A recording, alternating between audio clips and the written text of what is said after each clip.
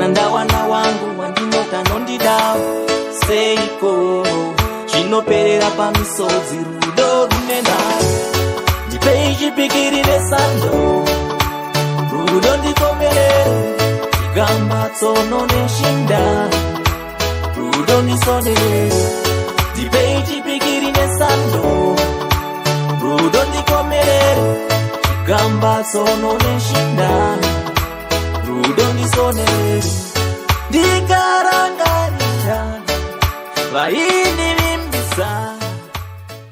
Nyaya triki yakomana. Nozenda vandaita kupera simba pandasvika panapa bebhu chirwa mainini kana achitonzwa hasho kuti kunogorwa munhu ari kurwara sei. But panisana ngura story yacho ndava ndapera simba. Ndava ndaita unonzi kupererwa. But mainini why? Zvakaoma Jona ndibvunziriwo kuti Ndezve chandinomutadzira pamba panapa chi. Izvo zvaida kutorwa nehama dzamama ndikamurambira ndikati ndigare naye mwana ndichimuitira zvaanoda. Dai akaendeko kwainoitirwa utsinye but nhasi akundiitira zvinhu zvakadai so Ndezve andirwadzisa Ndezve. I don't cry baby, everything will be fine. Mainini mimi kama kakanganisa. You are wrong. Wezi munatsoziye kuti sisi wenyu pana panoshanda hapana chamunoshaya vanokuitira zvese. Then makandonoita mabhindauko yenyu. Ezvino zvitase vari kushunguridzira. Ko vakaita hari problem vakafa panapa. Bakuru, I'm sorry. Zvakakuitika one mistake. Ndengoti pamwe tikutamba. Mainini, imi muchiregerai kuchema handitika. Everything will be fine here. Apa chandingoda kwamuri mainini handitika. Da kutokubatsirai inini. Zvekutodaro chaizvo, but there's only one way I can help you handitika. I want you to tell me the whole truth. Handiti mainini. Yes, truth yeko niwo ndingona zvonewe John. Truth yechichi kudiwa panapa. Mira. Uyu ndikamendera kujeri munhu.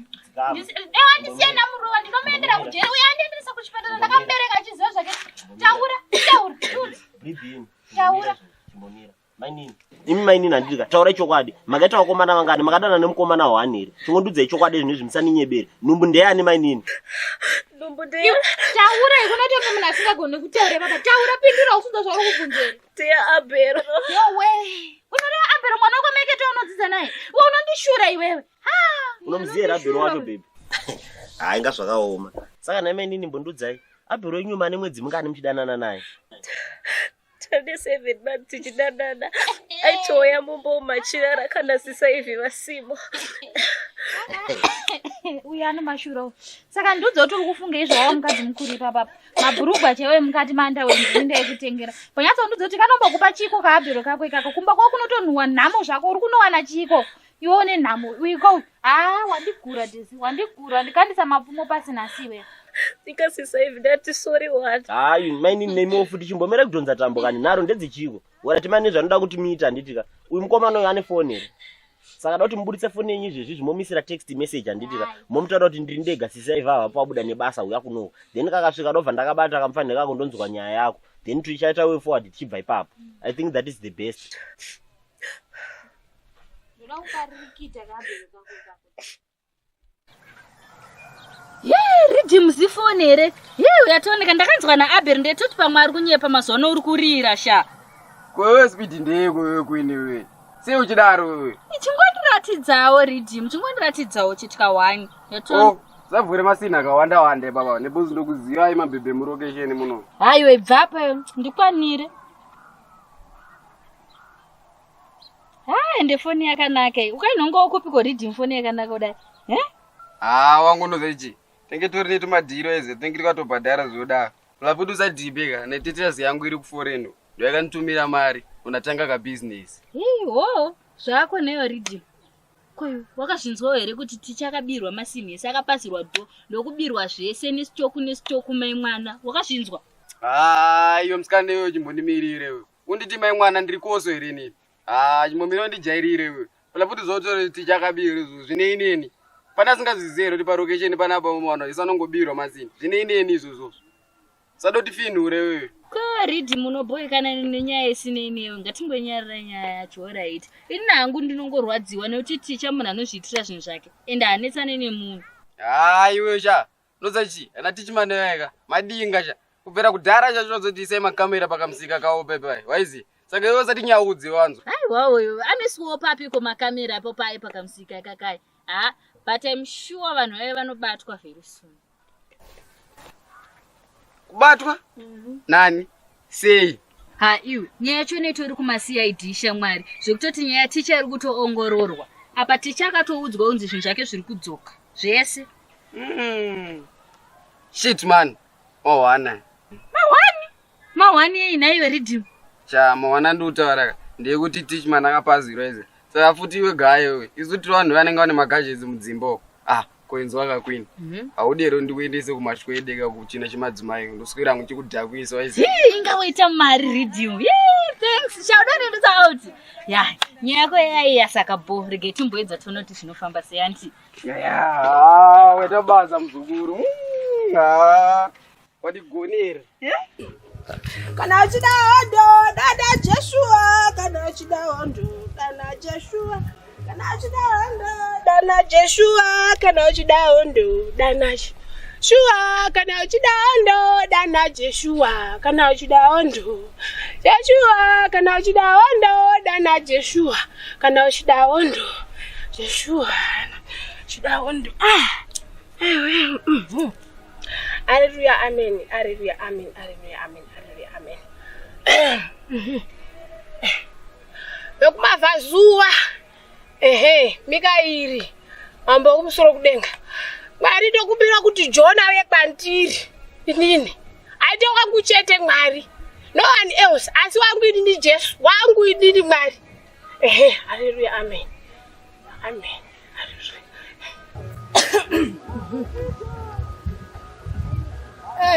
Yokumadekero.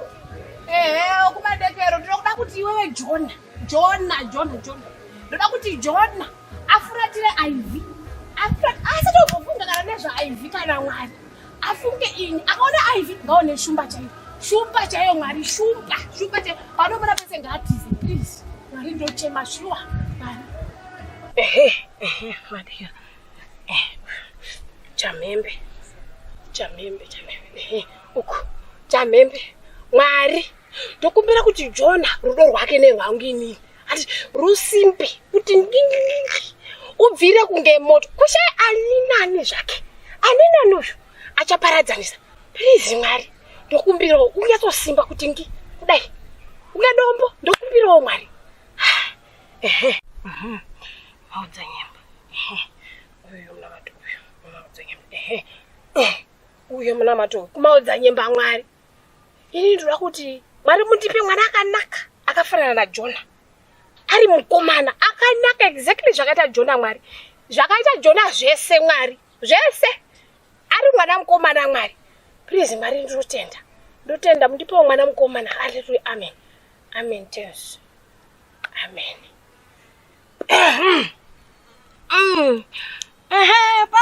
Paulo kumakorinde. Paulo kumakorinde. Paulo kumakorinde.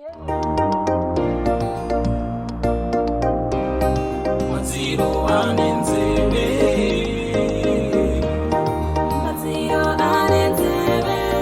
Yellow elder John. You redeem. Ukuda chiko mfana yo. Chimbomira izvo zwanzwa. I'm busy fixing something here.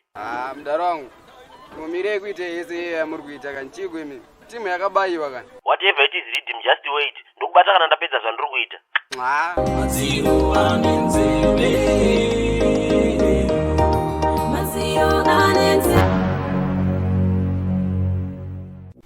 Iwe mfana yo. Ndakwenda kupusa tombotiza zvako. Sumbotiza ini. Uise kugule. Iwe ndibvire vandisame guru wako. Tora bhaketi rapo rogara pato.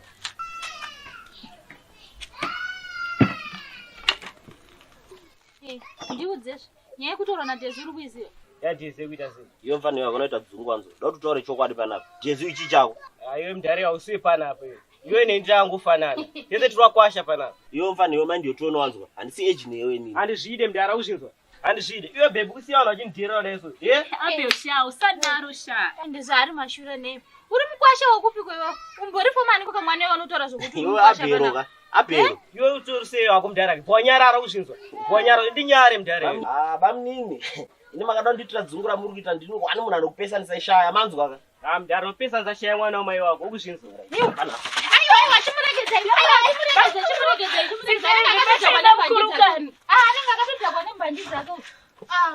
Iwe Abel.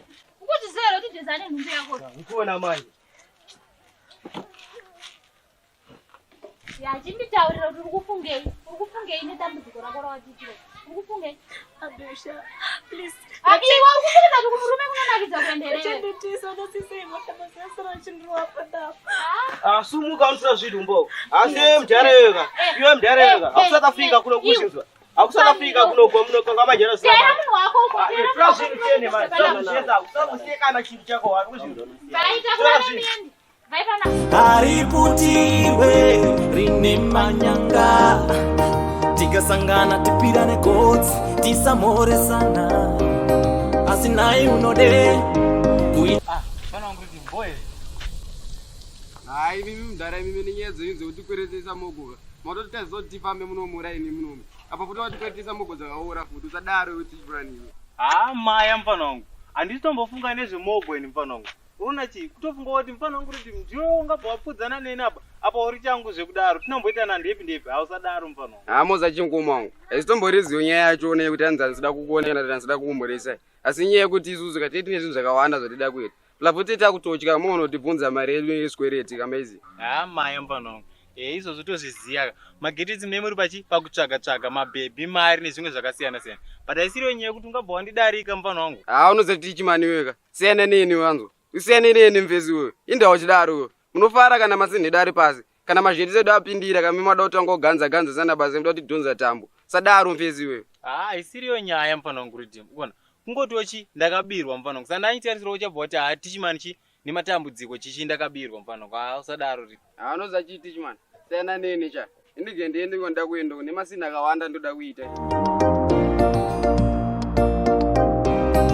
Maziro anenzebe Maziro anenzebe Maziro anenzebe Maziro anenzebe Maziro anenzebe. Hello detective. Ndokumbira kukuona. Da kukuona zviri very urgent. Okay, thanks.